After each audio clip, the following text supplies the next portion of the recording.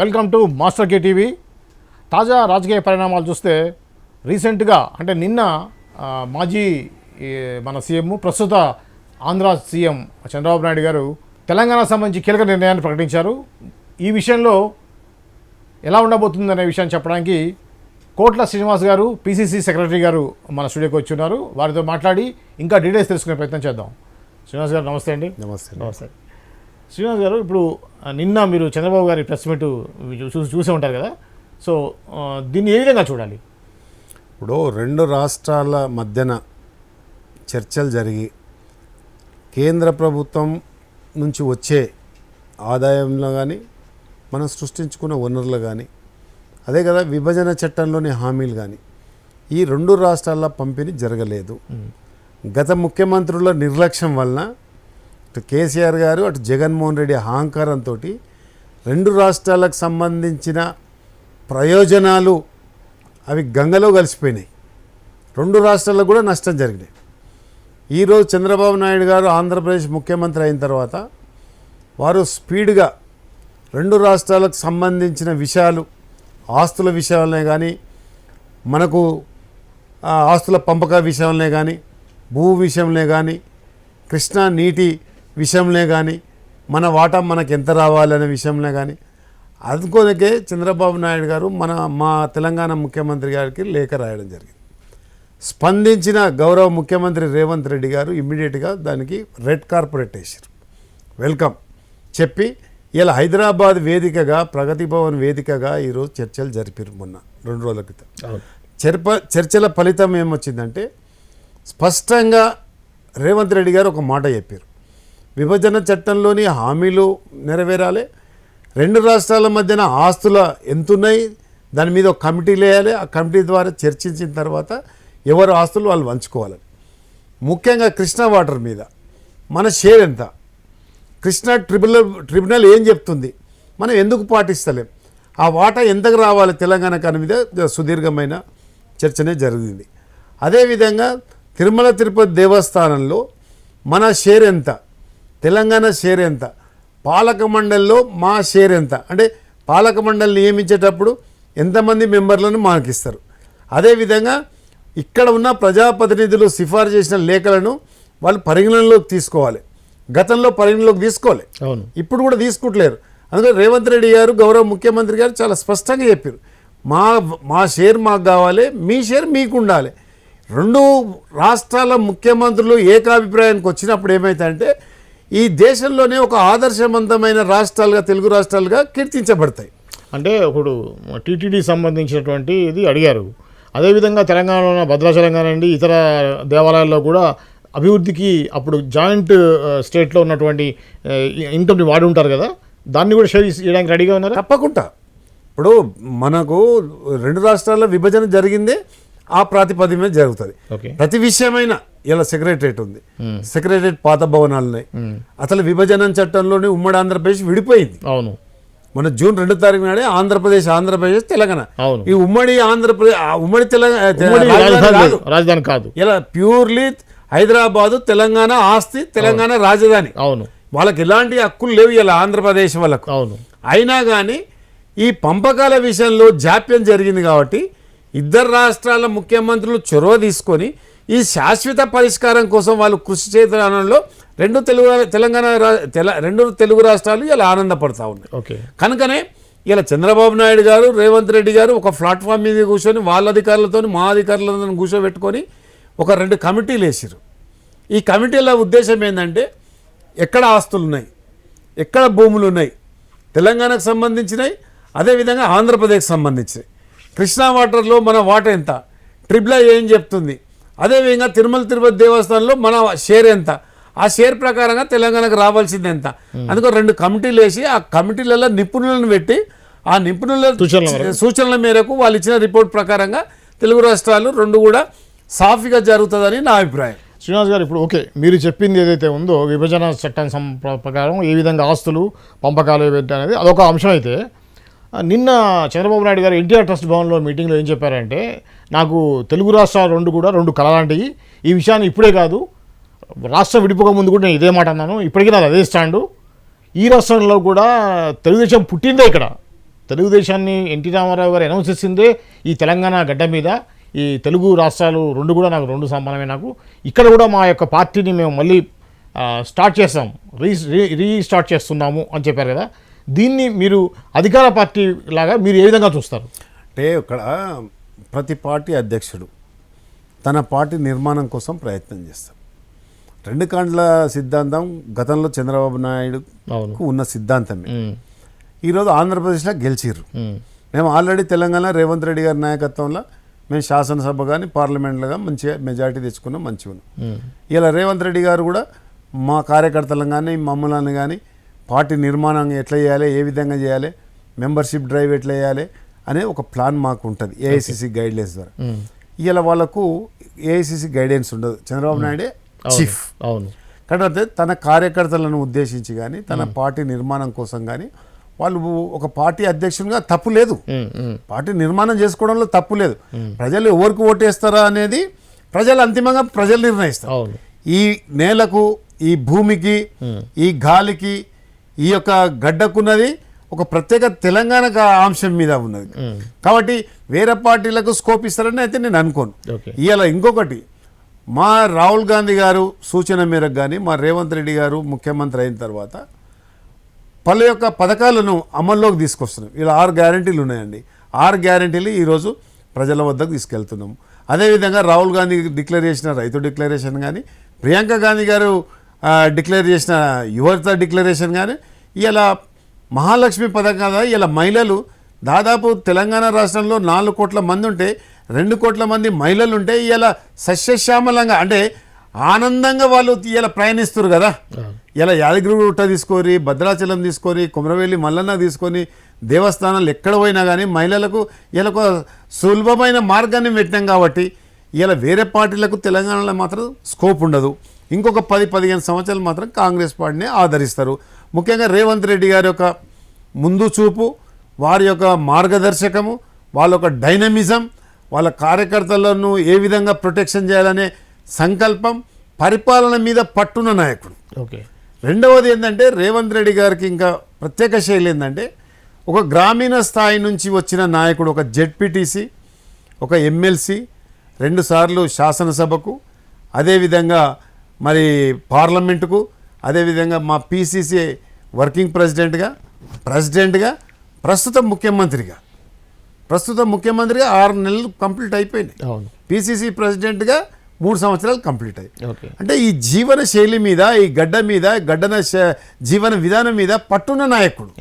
కనుకనే అన్ని వర్గాలను సమతుల్యం చేసుకుంటూ అన్ని వర్గాల పట్ల ఒకే విధానాన్ని, ఒకే భావ ప్రకటన చేస్తూ ముందు తీసుకుపోతారు. కాబట్టి రేవంత్ రెడ్డి గారి నాయకత్వంలో ఇంకొక 10-15 సంవత్సరాలు కాంగ్రెస్ పార్టీ రాష్ట్రంలో అధికారం ఉంటుందని నేను చాలా సంతోషంగా చెప్పదలుచుకుంటే. ఇప్పుడు చంద్రబాబు గారి నాయకత్వంలో తెలుగుదేశం పార్టీలో ఆల్రెడీ మన ప్రస్తుత ముఖ్యమంత్రి గారు పనిచేసి ఉన్నారు.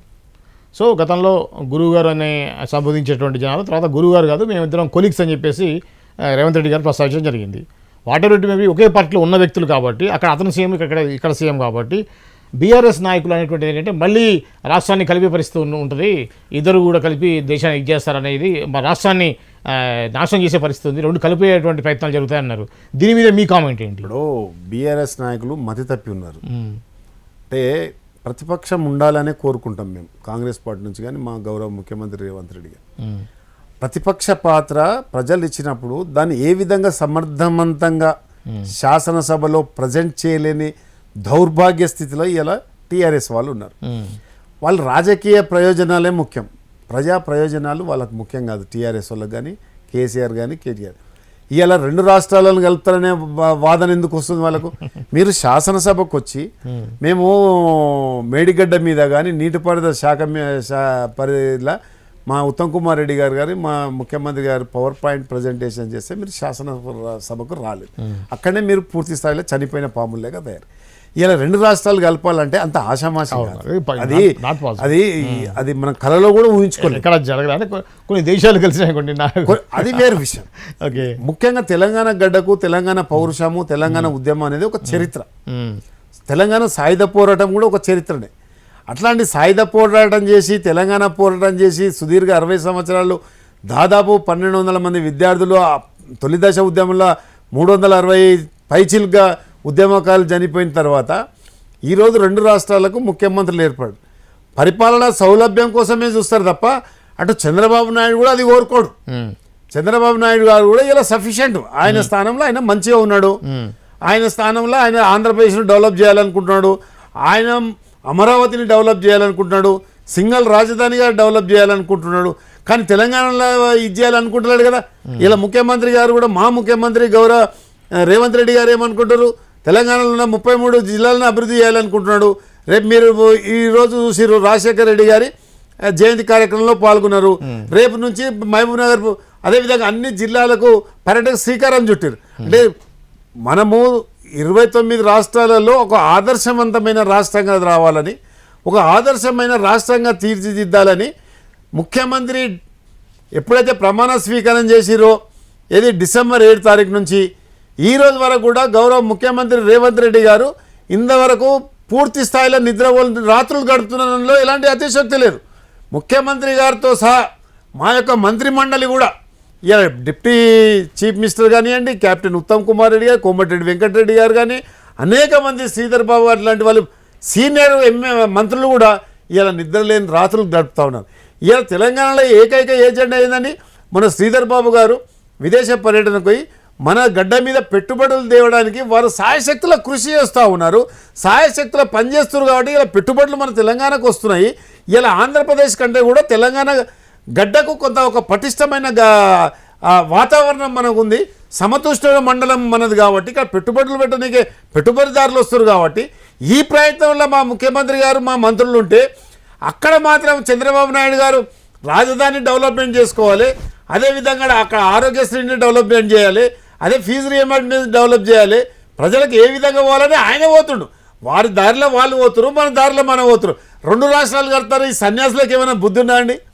ఇంత పెద్ద ఉద్యమం జరిగి ఇంత చేసిన తర్వాత ఇలా సోనియా గాంధీ ఇన్స్టిట్యూట్ తీసుకోకపోతే, సోనియా గాంధీ దయాదాక్షిణ్యాలు లేకపోతే తెలంగాణ రాష్ట్రం ఏర్పడేది కాదు.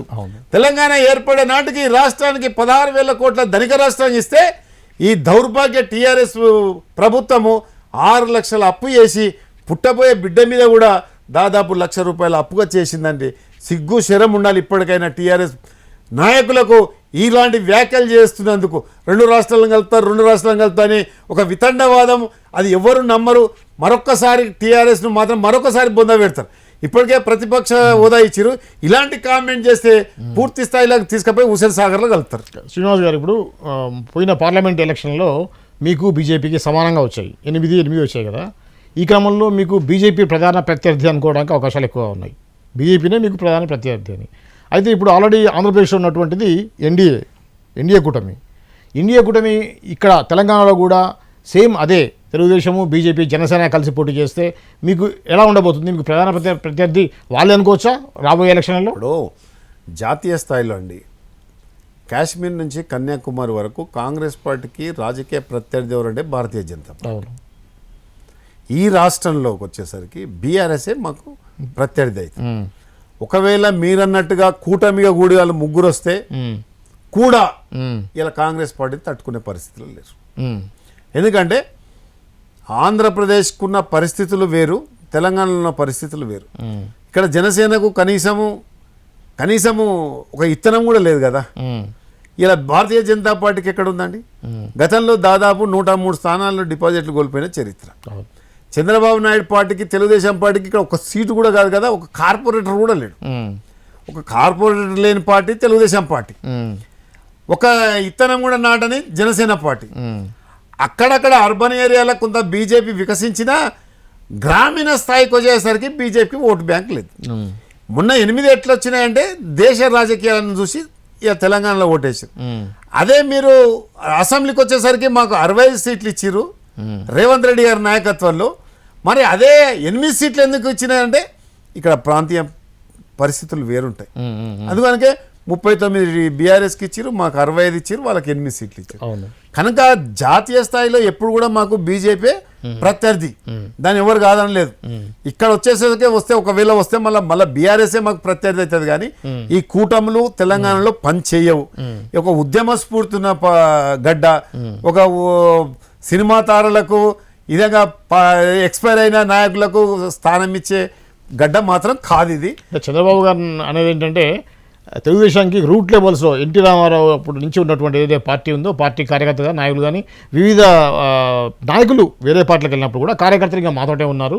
కాబట్టి ఖచ్చితంగా ఇక్కడ మళ్ళీ రీస్టార్ట్ చేస్తే అద్భుతంగా ఫలితాలు తీసుకోవచ్చు. వాళ్ళ ఆలోచన వాళ్ళకు ఉంటుంది సార్. ఓకే, ఇప్పుడు ఒక పార్టీ అధినేతగా ఆయనకు ఆశాభావం ఉండొచ్చండి శ్రీనివాస్ గారు. నేను చెప్పేది ఏంటంటే కార్యకర్తలు కూడా చాలా టైం ఉంది కదా ఎలక్షన్లకి. ఎలక్షన్ టైం ఉన్నప్పుడు కూడా ఒక్క మాట చెప్పంటే సరే చంద్రబాబు నాయుడు ముఖ్యమంత్రి గౌరవిస్తుంది, దానికి ఆంధ్ర పార్టీ అనే ఒక ముద్ర పడ్డది. అంత ఈజీగా నిర్మాణం పురోగతి చెందదు. అంటే పార్టీ నిర్మాణము కింది కూకుడు వేల నుంచి నిర్మాణం జరగాలంటే అంత ఈజీగా జరగదు. ఆ ముద్ర అప్పుడే తెలంగాణ ప్రజలు తూర్చారు. మనం ఎన్నో దాదాపు 10-15 సంవత్సరాలు ఉద్యమం చేసినాం కదా. అట్లాంటి 60 సంవత్సరాల నుంచి ఉద్యమం చేస్తే కూడా ఆంధ్ర తెలంగాణ మధ్యన ఈ డిఫరెన్స్ ఏదైతే వచ్చింది చూడండి, అది ఇప్పట్లో పోదు, అంత ఈజీగా పోదు, అంత ఈజీగా పోదు. చంద్రబాబు నాయుడు వచ్చి వాళ్ళ కార్యకర్తల కోసం ఉత్సాహంగా ఉపన్యాసం ఇవ్వచ్చు, ఉపన్యాసం పెట్టొచ్చు. కానీ ఈ భేదం ఏదైతే చూడు మనం నరనరాల జీవించకపోయింది. ఈ ఆంధ్ర తెలంగాణ అనేది నరనరాల జీవించకపోయింది. ఇలా 2 రాష్ట్రాలు సుభిక్షంగా ఉన్నాయి. రేవంత్ రెడ్డి గారి నాయకత్వంలో చంద్రబాబు నాయకత్వంలో ఉన్నా కానీ ఆ యొక్క పరిధి మాత్రం అట్లనే ఉంటది. ఏది ఇద్దరు రాష్ట్రాల మధ్యన ఉన్నది ఆంధ్ర తెలంగాణ బార్డర్ అనేది ఉంటది ఇప్పటికి కూడా. అదంతా ఈజీగా పోయేటట్టు కాదు. చంద్రబాబు నాయుడు గారు వాళ్ళ కార్యకర్తల కోసం మాట్లాడొచ్చు, తప్పు లేదు. ఆయన పార్టీ అధ్యక్షుడుగా గతంలో తెలంగాణను కూడా వాళ్ళు పరిపాలించిన సందర్భం కూడా మనం కాదనలేము. ఎన్టీ రామారావు నిజంగానే మరి గండిపేట ఎక్కడో ఆయన పెట్టిన మాట కాదనలేము. కొన్ని దాదాపు వాళ్ళు కూడా 30 సంవత్సరాలు పాలించారు కదా. ఆ మమకారం ఉంటది. కానీ తెలంగాణ ప్రజలకు మాత్రం ఆ మమకారం అనేది ఉండదు. ఒకసారి రాష్ట్రాలు విడిపోయిన తర్వాత తెలంగాణ నిర్మాణం కోసమే పనిచేస్తారు అంతే తప్ప చంద్రబాబు నాయుడు గారికి ఒక కార్పొరేటర్ గెలుస్తారని కూడా లేదు. కాకపోతే ఒక ముఖ్యమంత్రిగా 2 రాష్ట్రాల మధ్యన సత్సంబంధాలు కొనసాగించాలని ఏదైతే మా ముఖ్యమంత్రి గారు తీసుకున్న నిర్ణయానికి నేను సల్యూట్ చేస్తున్నాను. ఓకే, థ్యాంక్ యూ అండి. Thank you. ఇది అండి కోట్ల శ్రీనివాస్ గారు ఏదైతే తాజాగా చంద్రబాబు నాయుడు గారు చేసినటువంటి కామెంట్ ఉందో దానికి సంబంధించి వివరణ. మరో అంశంతో మళ్ళీ కలుద్దాం. అంతవరకు చూస్తూనే ఉండండి మాస్టర్ కీ టీవీ.